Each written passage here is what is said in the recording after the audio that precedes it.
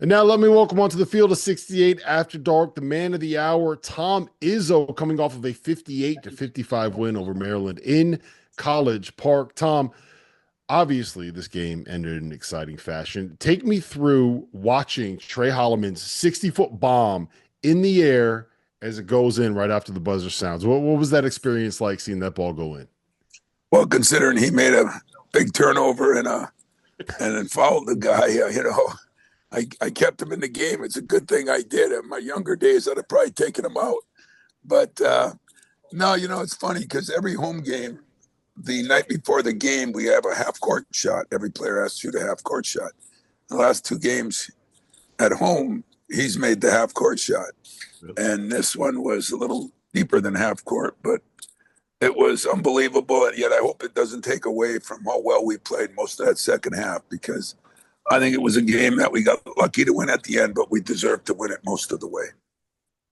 Tom, let's go back to November 12th. I know it's early, Champions Classic. I'm there. You play Kansas tough, but I walked away and I'm like, man, I don't know if this team is going to be much better than you've been the last couple of years. I was worried about you. I was. Talent-wise. Yeah, but, like I say, I mean, as you're learning this year, talent and all the transfer, that doesn't win games for you all the time either. And what I had is I had some guys. I had Jeremy coming back, and, he was going to start playing. And Trey Holloman has done a credible job. And then Jace Richardson's been tonight we went to him until he got cramped up. I mean, he was special, and he's been special. And our bigs are by committee. We play 10 guys tonight. All 10 scored 17 times this year. All 10 scored. That is something special, as you know. And so far, it's worked for us. Strength in numbers, being a little different. Tom, I wanted to ask you about Jace Richardson because I think one is a great story because of obviously who his dad is.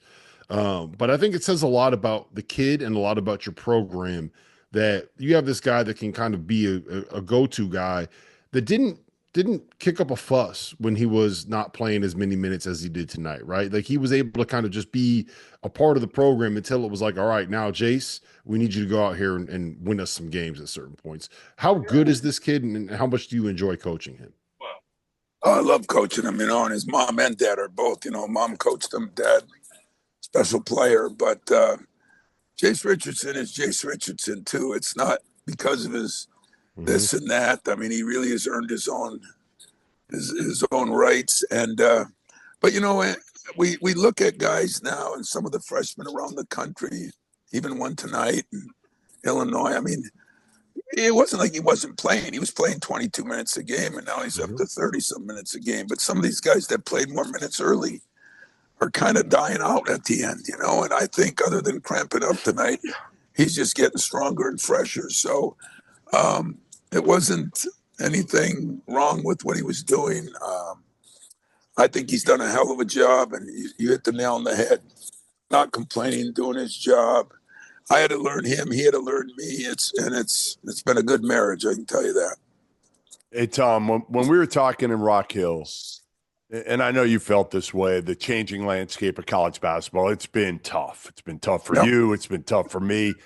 But when the game started this year, again, this team has been ultra rewarding for you because of, again, it's a team. And kind of take me through that and how much it's enabled you to maybe look past some of those other things that have frustrated you. Well, I voiced my opinion on some things and took some hell for it, but I still stick up for what I said.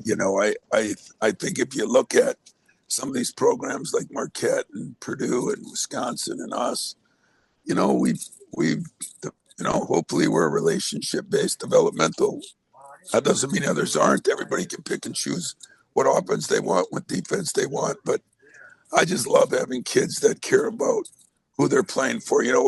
We got back from Michigan on Friday night. The first thing the guy said, "Hey, coach, got a big hockey game." we all want to go. Like, who does that? And that's what happens when, I'm so lucky. I mean, in Jace Richardson's case, his dad felt he had a good enough time here and he was comfortable enough to send his kid there. I mean, half the time people are upset with the coach before they leave. But I just think all of it in general has been rewarding for me. But we got a lot of basketball left and a lot of things to accomplish. And, I've made my mistakes and sometimes they make theirs. But I think we're in it together, and not only the numbers, but just together, Jeremy made a couple mistakes tonight. Trey made a couple mistakes and turnovers. But you know what? Jeremy hits a big three. Trey hits a big three. Book, who's been struggling a little bit, hits a big three. Shaman had been struggling a little bit. He played his tail off. So, you know what? We hang with our guys. That's what we do, and it's paying off.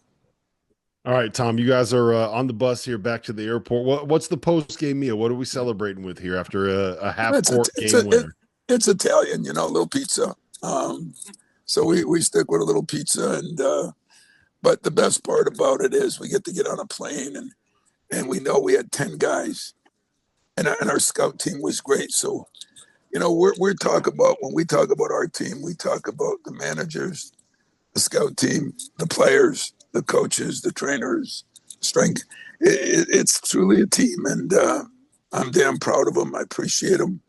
And I don't know what I would have said if we would have lost the way we turned it over at the end. But I will tell you this, guys.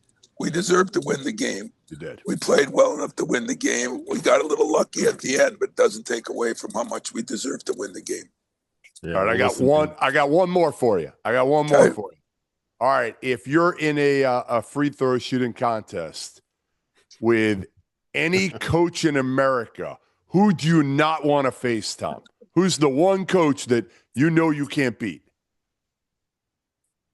Oh, God. I mean, I got some of these young guys now. I mean, Shire, he was a hell of a player, I don't know if I can beat him, but I know this. I can beat some of my guys, and this year I might not be able to anymore because we are shooting the ball better from the line. We shot it really well tonight. But I will tell you this, guys, in closing, Maryland's a damn good team. They are. That is a talented, good team. They didn't shoot it as well tonight. We did a pretty good job on their bigs. Maryland's got a chance to go a long ways. That's a really, really good team and a tough place to play. I just hope you talk shit to Van Pelt after that win. I hope you went over. I'm going to get him. I talked to him the day before. I didn't go over there. He's bigger than I am, so I just kind of stayed away. But he is – I give him this, boy. I love him because he's a passionate turtle guy. I mean, he is unbelievable. And I like that. He was getting the students going before the game and everything. But I will tell – Scott, this at the end of the game, man, be a good sport and come over and give me a hug because he was just gone. Left me. He's a horrible sport. Tom. Listen, great seeing you.